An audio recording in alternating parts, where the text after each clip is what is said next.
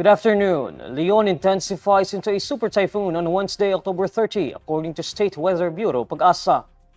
Based on its 11 a.m. weather bulletin, the center of the eye of Leon was last spotted 350 kilometers east of Calayan, Cagayan.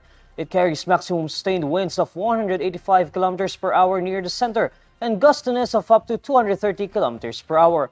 It is moving northwestward at 10 kilometers per hour.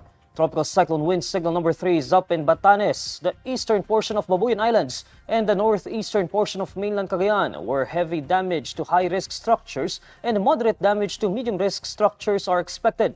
Signal number 2 is raised in several areas of Luzon, such as the rest of Babuyan Islands, the rest of mainland Cagayan, the northern and eastern portions of Isabela, Apayao, Kalinga, the northern and eastern portions of Abra, the eastern portion of Mountain Province, and Ilocos Norte.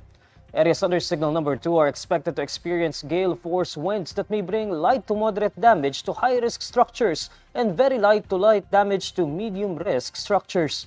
Meanwhile, signal number 1 is raised in 18 other areas in Luzon.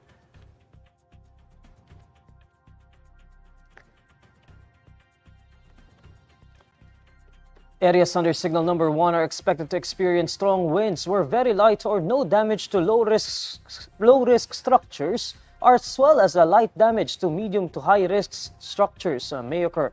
Leon is forecast to exit the Philippine area of responsibility on Thursday evening, October 31, or Friday early morning, November 1. The number of reported deaths due to the combined effects of severe tropical storm Kristine and super typhoon Leon climbed to 145, according to the National Disaster Risk Reduction and Management Council. In its 8 a.m. situational report on Wednesday, October 30, and the RRMC discloses that only 14 of the reported deaths have been validated. The agency also reports that 115 people are injured while 27 individuals are still missing. And the RRMC also reveals that the tally of people affected by the calamities is at more than 7 million or more than 1 million families. Of the number of affected persons, more than 700,000 of them were displaced by the recent weather disturbances, with over 330,000 staying inside evacuation centers, while more than 420,000 people took shelter elsewhere. A total of 760 areas are still flooded in Ilocos, Cagayan Valley, Central Luzon, Calabarzon, Mimaropa, Bicol, Western and Eastern Visayas, Zamboanga Peninsula, Soxargen, Caraga, Barm, and the National Capital Region. According to NDRMC, over 111,000 houses nationwide sustained damage, which amounts to more than 40 million pesos. The agency also reports that the government has distributed over 700 million pesos worth of assistance nationwide. Kristine exited the Philippine area of responsibility on Friday, October 25, while Leon has intensified into a super typhoon based on Pag-asa's latest weather report. Some Filipinos begin to arrive at the Manila North Cemetery to visit their departed loved ones in observance of Undas on November 1 and 2. The local government of Manila prepares as more people are expected to go to the cemetery over the long weekend. To give us updates on the preparations for Undas, joining us live is Dayan Sampang. Dayan? Neil, visitors are starting to arrive at the Manila North Cemetery on Wednesday for Undas 2024. They are seen bringing flowers, candles, and food as they visit the tombs of their loved ones.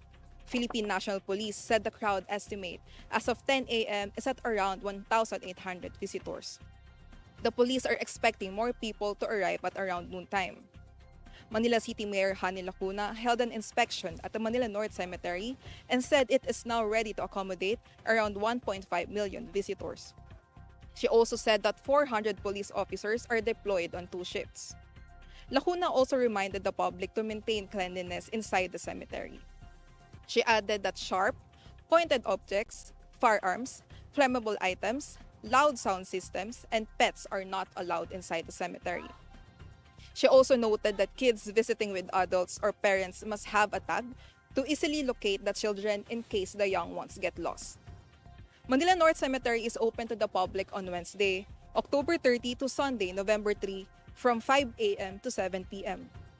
Meanwhile, Pag-asa said Undas 2024 is expected to be rainy and windy in most parts of Luzon as Super Typhoon Leon moves closer to the northern provinces in the next 3 days. Back to you, Neil. Dayan, kamusta yung mga na-observe mo dyan na security measures being implemented by authorities na nagbabantay dyan sa area?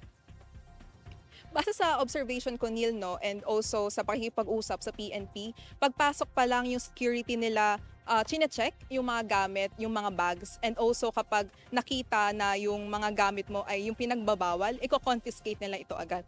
Pangalawa, pagpasok mo, makikita mo sa mga corners, may police assistance desk na merong isang police officer and 20 sergeants. Also, may nag-roam na motorcycle riders for added security. Dayan, pwede mo bang i-reiterate kung ano ulit yung mga pinagbabawal na gamit dyan sa loob ng Manila North Cemetery para iwas na rin doon sa hassle ng ating mga kababayan na pupunta dyan ngayong araw? Ang mga pinagbabawal na gamit nila dito sa loob ng sementeryo ay yung mga matutulis na bagay, also firearms, alak, alcoholic beverages, and also yung mga loud sound system katulad ng gitara at mga speakers. Meron din pinagbabawal din yung mga sigarilyo, vape, at pinagbabawal din yung mga tarpaulins ng kahit anong political or private groups, and also pinagbabawal din nila yung pagdadala ng mga alagang hayop. Dayan, how about the traffic situation dyan sa area? Kasi we're expecting more people to come in sa mga sementeryo dyan sa area na yan. No? Kamusta yung traffic situation nung nagpunta kayo dyan sa Manila North Cemetery? Yung traffic situation dito, medyo kumakapal na yung daloy ng trapiko kasi nagsisimula na yung bugso ng tao. Kagaya ngayon, around noontime. And kaninang umaga, ganun, mas dumadami yung pasok ng tao. Kaya expected talaga na sa labas ng sementeryo, mas kumakapal yung traffic. Okay, maraming salamat, Dayan. That's Dayan Sampang, live from Manila North Cemetery. Makabayan bloc lawmakers are urging the Senate to submit to the International Criminal Court its records on former President Rodrigo Duterte's admission of urging policemen to encourage suspects to fight back as a pretext to killing them during the previous administration's brutal war on drugs. On Monday, October 28, the Senate Blue Ribbon Subcommittee conducted its first probe into the Philippines' drug war under Duterte's administration. During the hearing, Duterte admitted that he ordered the police to encourage suspected criminals to fight back so that they could be killed. House Assistant Minority Leader Arlene Brosas is asking the administration of President Bongbong Marcos to stop blocking the International Criminal Court's probe following Duterte's brazen and unapologetic admission during the Senate probe.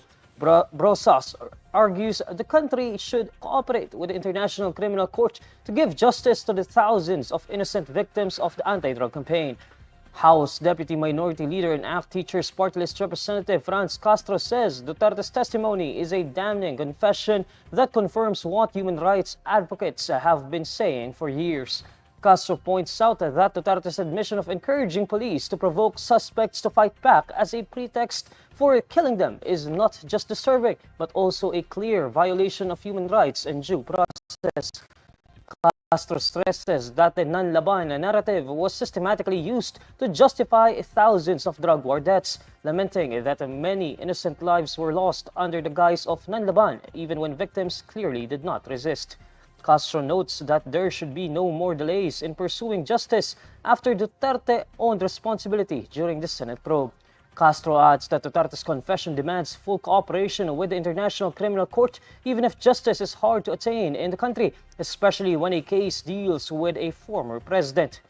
Meanwhile, Senate President Francis Jesus Escudero previously said the International Criminal Court may get a copy of the hearing's official transcript and other related documents since these are regarded as public documents. However, Escudero noted that there was no formal communication or letter addressed to the Senate from the International Criminal Court.